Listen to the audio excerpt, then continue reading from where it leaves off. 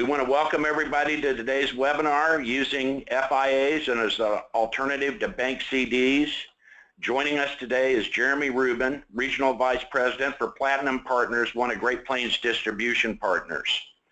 Jeremy will be presenting sales opportunities and discovering safe bank monies conservative clients hold and giving them options to make those assets work harder and more efficiently. As always, the phone lines are muted, so please use the question dialog box and I'll forward Jeremy those questions at the end of the presentation. So Jeremy, where do we start in helping our clients and prospects take advantage of the fixed indexed annuity value proposition when compared to bank CDs? Well, hey, and thank you very much for having me today. Thank you.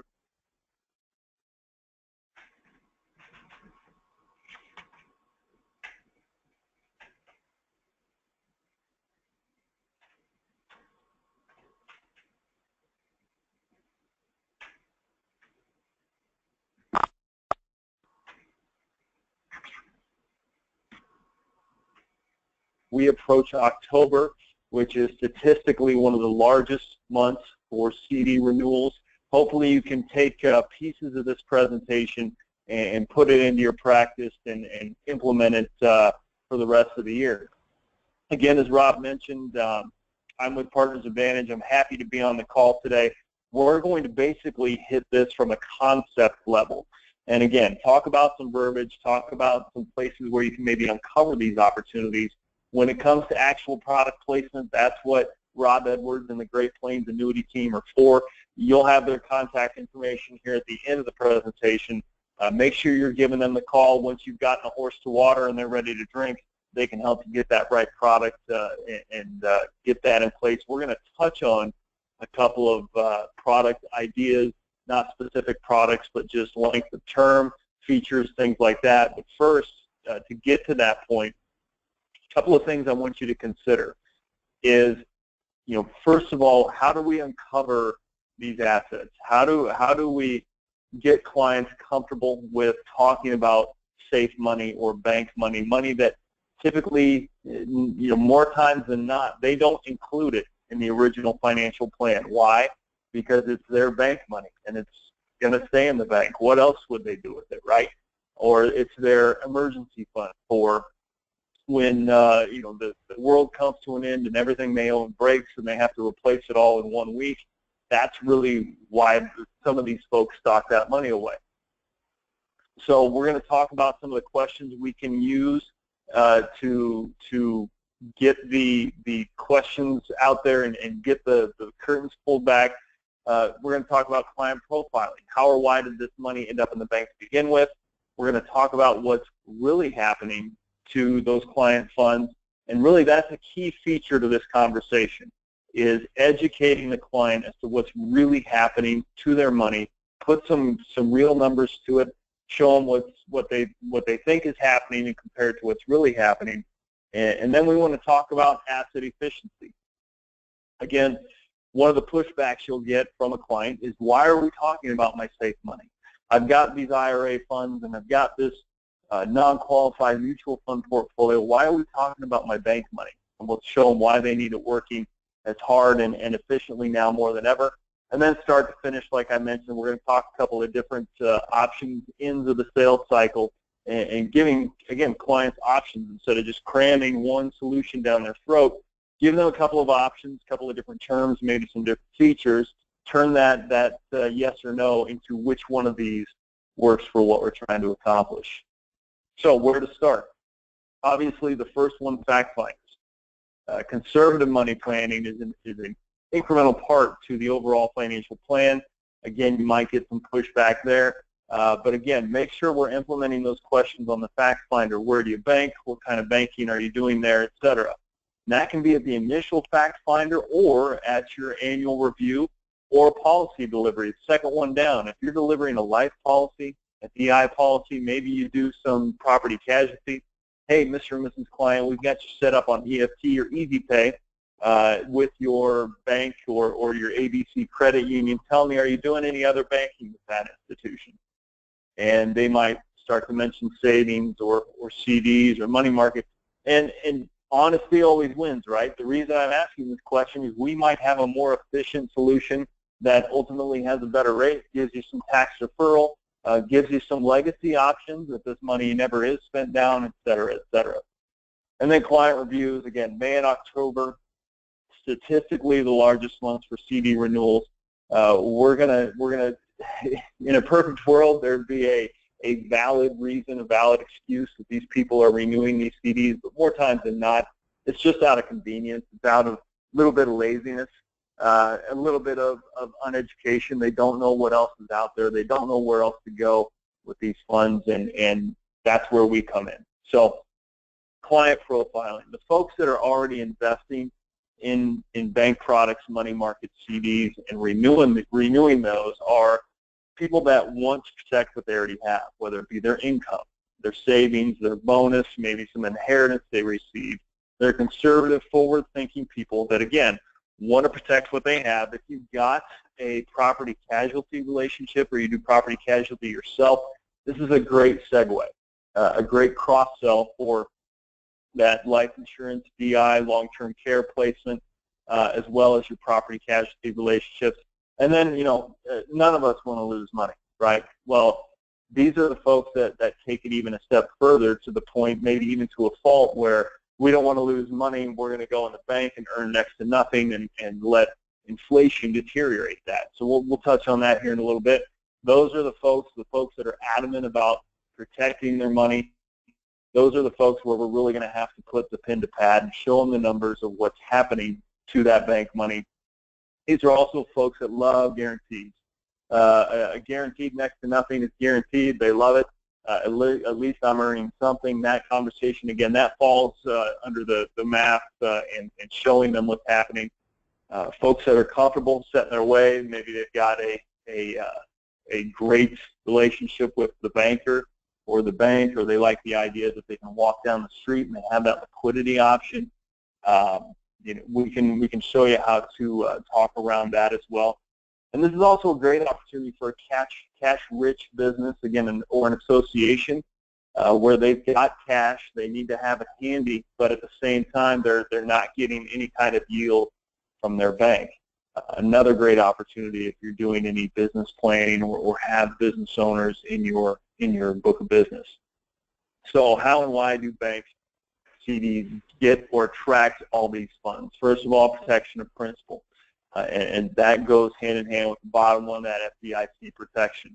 Liquidity, like we talked about, potential interest earned, at least I'm earning something, and then the overall convenience. Well, to battle each of these, the protection of principal, first of all, the statement versus erosion. They might be seeing, you know, a 23, 25, 27 basis point guaranteed return on their money every year, but again, that doesn't do the overall economic equation. While you earned a quarter of a point on your CD, everything else increased by 75 bips or whatever it might be. You know, the price of gas, the price of milk, overall property taxes, whatever it might be, all of those things are increasing at a much accelerated pace compared to this bank CD yield.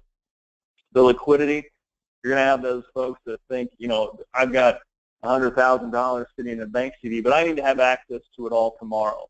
Not for a business purchase, not for, you know, any kind of a farm purchase, but in case my air conditioner breaks. Well, okay, you know, you have $100,000 in the bank. How long have you had this CD? Well, I've had it 5 to 7 years. Okay, why do you think this is the year when you're going to spend all that money? Because you haven't spent it yet. And again, to kind of, you know, to not sound so gruff or so aggressive, maybe we ease into it. Okay, of this $100,000 or $50,000 that you have in this bank CD, how much of that do you need immediate access to, and how much can we put to work in a more efficient manner than what's going on here? So there we almost do kind of a split ticket feel where we leave some in the CD and we remove a portion and put it to work. The potential interest earned, again, the guarantees, at least I'm earning something. Yeah, it's maybe a quarter of a point or whatever it might be. Again, we're going to show them the math here in a couple slides as to what erosion's doing to that, and actually they aren't earning anything. They're losing purchasing power. Convenience, again, you've got the convenience to walk in, get your money, but at what cost? What are you giving up? What are the opportunity costs that the things that you're missing out on, that this money could be working for you. And then the FDIC protection. I think it's important for each and every one of you, if you plan to go after this bank money or have these conversations, go out to Google, go out to Yahoo Finance and search FDIC and find out why it was put in place to begin with. Basically, banks were failing, and there was a run on banks due to the insecurity of those investing in them. People all wanted their money out at a time when the banks couldn't keep up. And so therefore, that's where the FDIC protection comes in, to try to detect some of that mob psychology of people rushing to get their money out of the bank. Hey, you're protected. But again, the FDIC levels are different for each state. So it's worth going out and educating yourself and your client, if you want to take it that far, and on what the FDIC is and what it does and doesn't do for the client. Now, ultimately, what drives all of this is the interest rates, and specifically the 10-year Treasury rates that drive down these bank yields. You can see here, the last, 20, 30 years have been kind of a downward trend in this area, and that brings a number of industries with it. Those of us that sell fixed annuities, we've seen those go to next to nothing because of the same reason, because the infrastructure isn't there, the product development, the pricing isn't there. Basically, you're selling a yield off of what you can earn from these types of investments. And the bank products fall just in line with that. Anytime you see a reduction in the CD, money market rate, et cetera, you can directly associate it with what's going on with the 10-year Treasury. And then if you go out and you can do this with your clients, thebankrate.com is a great website for finding basically your CD rates, your bank rates. National averages in June or late June were 28 bips. The 5-year CD was 83. The savings account was 11 basis points. So you consider all of those. We're going to put some math to this. And if you have that client that says, well, at least I'm earning something, let's put some math to that. But before we do that, to put into scale what kind of money is still going into these bank products, even in a low-rate environment, $12 trillion a month is landing in these bank products, whether it be checking, savings, CD, money market. So it's all there for the taking. Every CD sale or CD renewal is a lost index annuity sale to the tune of $12 trillion a month. Now, when we put the actual math to it, if you have a 1-year CD earning 28 basis points, but your national inflation rate is 2%, we've got an end result of a loss of purchasing power of almost 2 points. So basically what that means is everything around your dollar is inflating or increasing in cost at almost 4 times what your bank CD is doing. And all of these earnings that you're getting, the 28 basis points, et cetera, is before taxes. Because again, this is not a tax-deferred vehicle. This is a vehicle this is not a tax-deferred vehicle. It's a vehicle for liquidity. Liquidity products do not typically offer the best yield. So when you put that in the phrase of actual dollars and cents, and if the inflation equation doesn't do it for your client, maybe this will. If you give your bank $1 for 1 year, they're going to give you back a quarter of a cent. If you want to round that off a little bit, if you give me $100 and I'm your bank and I hold it for a year, at the end of that year, I'm going to give you back a quarter. That seems like a little bit of a lopsided deal. What else am I getting? Well, you're getting liquidity. You're getting the downside protection, but we're going to give you a quarter on that $100. Meanwhile, milk went up in the same time frame by X, gas fluctuated by this, et cetera. You know the story. So again, I found it really effective to actually put it in dollars and cents for the client, what that means to them for every $1 or $100 they place with their bank. Now, at this point, your client might push you back and say, hey, you've done a great job with us on our retirement accounts and this mutual fund portfolio or whatever it might be. Why are you adamant now about talking about our our bank money, our sideline money, our emergency money. This has always been set aside for that rainy day or maybe a purchase down the road, but why are we talking about its efficiency at this point? I mean, this is when we can get into the challenges that we face. And Rob and I were talking about these at a little bit higher level with the election and so on before the call. But really, again, these are all things that are going to hit home with the folks that own bank CDs. First of all, the fact that health expenses are not decreasing, quite the opposite, they're increasing.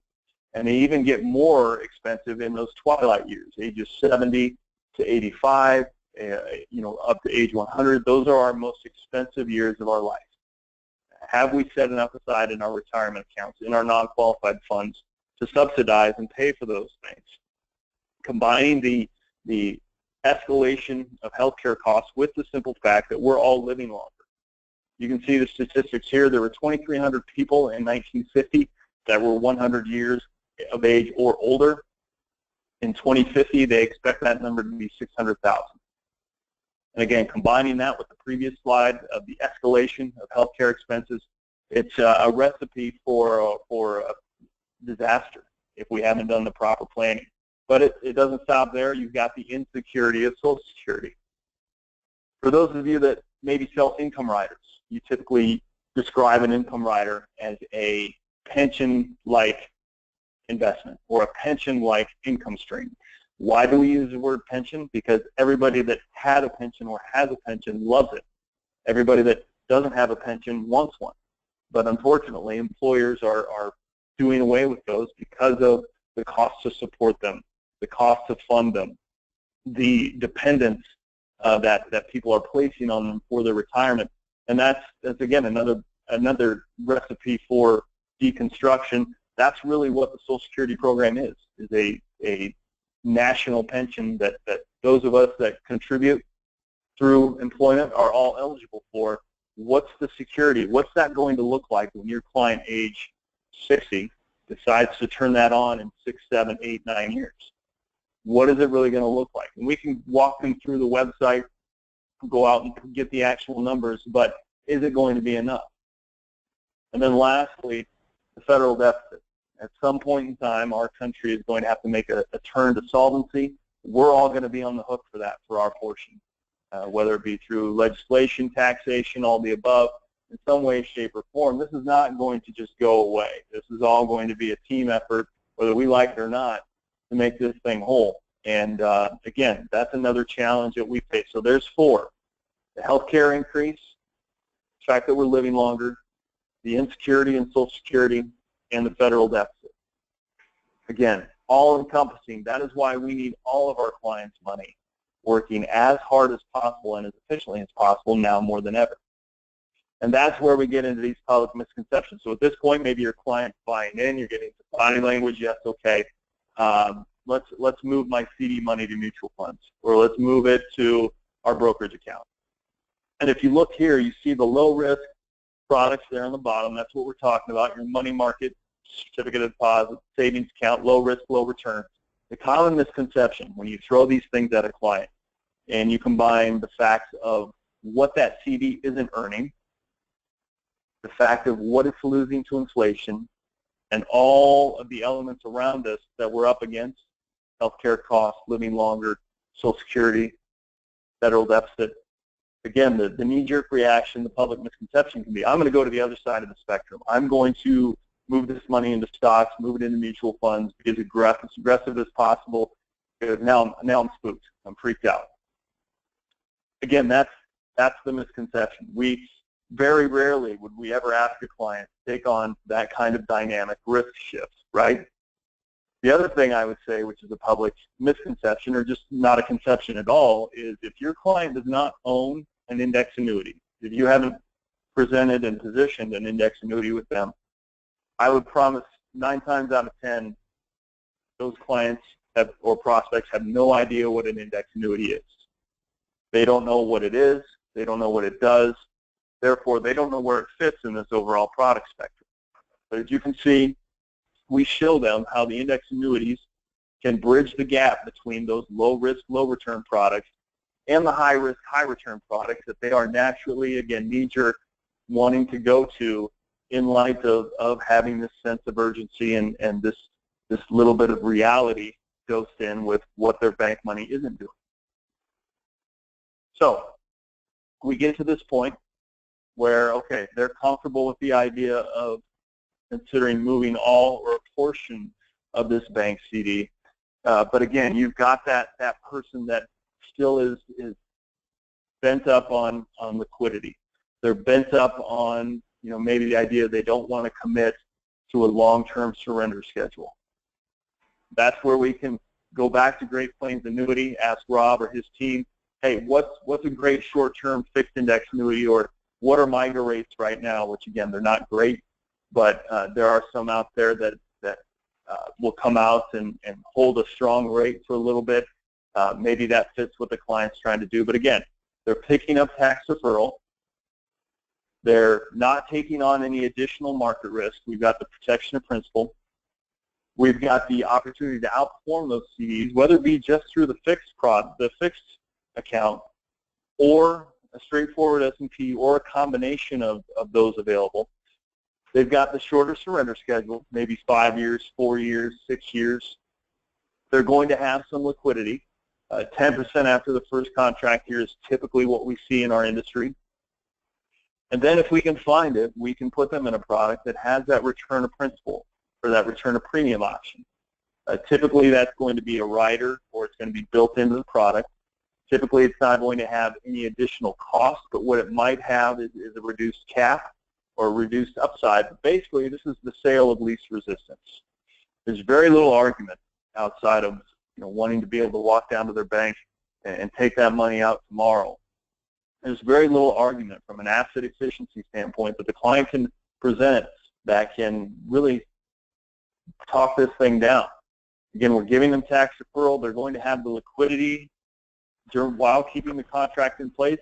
And again, if the total liquidity is the issue, or they need that peace of mind for the return of premium, that's something we can offer them. Again, Great Plains Annuity can get you in that direction, but something to consider with return of premium riders. The carrier I worked for previously, we had a 5-year product with a return of premium rider that was an option, and it reduced the cap and increased the spreads and so on. And for our 5-year product, 67% of those 5-year products had the return of premium rider on it. Interestingly enough, only 6% of those riders were ever executed. So it's very much a cerebral peace of mind comfort option that people think they need, but then once they have it, they never use it. So that could be the step one, sale of least resistance. If you get beyond that, you have your client that really buys in, liquidity is not the issue, or we're going to go the split case route where we're going to keep 25% of the asset in the bank and the other 75% they're going to ask you to put to work for them. Then we go to a moderate term index annuity. Again, the tax deferral, the opportunity to outperform the CD through the fixed or the index strategies. Maybe there's a premium bonus that they're interested in, the moderate surrender schedule, 6 to 8 years, and then the liquidity, again, typically 10% after the first contract year. But again, typically this is where the pricing is going to be its best. This is where you can offer your client the best caps, spreads, the best opportunity to get the most bang for the buck. Because really that's what the client's after at this point. And again, those are all opportunities to go back, call Rob, call Great Plains Annuity, ask them, lay out the scenario for them a little bit, and ask them for that short-term index annuity or that moderate-term best-priced index annuity, and we can get the client, again, working more efficiently than they are now. And then lastly, if a client went to that CD for income, say they bought it 10 years ago with the idea of, I'm going to continue to put a little money at this every year, renew it, and then when I retire, whatever that yield is what I'm going to peel off for income. So if we look at real time, somebody is in a CD wanting to peel off 28 basis points a year for income. That's not going to get it done. We all know that. Your client probably knows that after you lay it out for them. So again, I don't know what the statistic is now of index annuities that are sold with income riders on them, but they're very popular, and they're very efficient. They're very popular with the clients because it's, again, a pension-style income stream. And now carriers are getting more creative and more robust with how they build these things out, whether it's a standalone roll-up or if it's a versatile contract where the client can have decent or above average accumulation, and we stack that on top of a guaranteed roll-up for the income side, kind of the best of both worlds. So again, this is where you feel out your client. We give them options instead of just cramming a MIGA with a better rate down their throat. We give them options, 1, 2, maybe 3, and ask them which one of these best fits with what you want to do, what you originally bought this CD or this money market bank product for. And ultimately, in this scenario, this is an income stream that they can't outlive, which outside of dying, this is probably the biggest fear of our clients that are in that demographic of owning CDs. 60s, 70s years old, close to or in retirement. They simply do not want to outlive their money. And we've outlaid 4 or 5 reasons why that could happen. Here's a great solution for them to transition some of that money and get it working a little bit harder for them. And then lastly, these people sock this money away, and they're diligent about keeping it in the bank and not spending it, but having it there and not being frivolous with it. Then at the end of the day, if something happens to them and they pass away, how does that end? Anytime a client goes into something that has a fee or has a surrender schedule or some time of commitment of either a fee or time, I think it's important that they know how this ends. And this is an example of a beneficiary restriction form. This is something that you can't really get with your mutual funds, can't really get it with your 401k, can't get it really with your brokerage accounts. This is an opportunity for the client, before they're gone, before they're deceased, to actually put parameters on how this piece of their legacy is going to be spent down.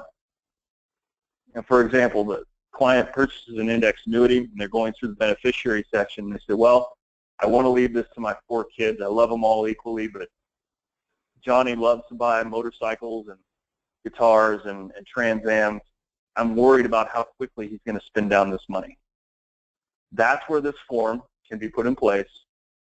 They can dictate that the beneficiary takes it over 5 years. They can dictate that they only get the money quarterly. They only get it annually, semi-annually. They can control, and I don't like this phrase, but they can control their legacy from the grave. They worked so hard to put this money aside, to be efficient with it. Now they're placing it with you to make it even more efficient and tax efficient for them, whether they're alive or passing it on to the next generation. This is, again, it might be that little bump, that little feature that they need to put them into the comfort zone with moving some of this money that they've had in the bank for so long, is that legacy control through a restricted beneficiary form. At that point, I'm going to turn it back over to Rob. As I mentioned, they're your resource for the actual product placement. These are just some conceptual ideas, some verbiage that you can use in your regular practice. I hope you found some of it helpful. And at this point, I'll turn it back over to Rob. Thanks so much, Jeremy. Great job on covering that and how we might approach our clients with it. Everyone on today's broadcast will be sending you a white paper that compares tax-deferred annuities versus CDs, certificates of deposit. We'll get that out to you late today or first thing tomorrow morning, kind of a primer of what Jeremy covered, and a great piece I think you might be able to use with your clients. So that PDF will be in an email to everybody, like I said, later today or first thing in the morning. I want to remind everybody that August is the last month for your qualifying premium on our Legends of the Plains golf incentive, and that'll be held here in Kansas City at the end of September. We've got a number of you that are right on the verge of qualifying. We've got some specials going there to help you accomplish that. We'd love to see you in Kansas City at the end of September. As Jeremy said, I really want to encourage you. Great Plains was founded I certainly believe we are one of the preeminent MIGA specialists in the industry. Rich founded the company on a really solid MIGA foundation.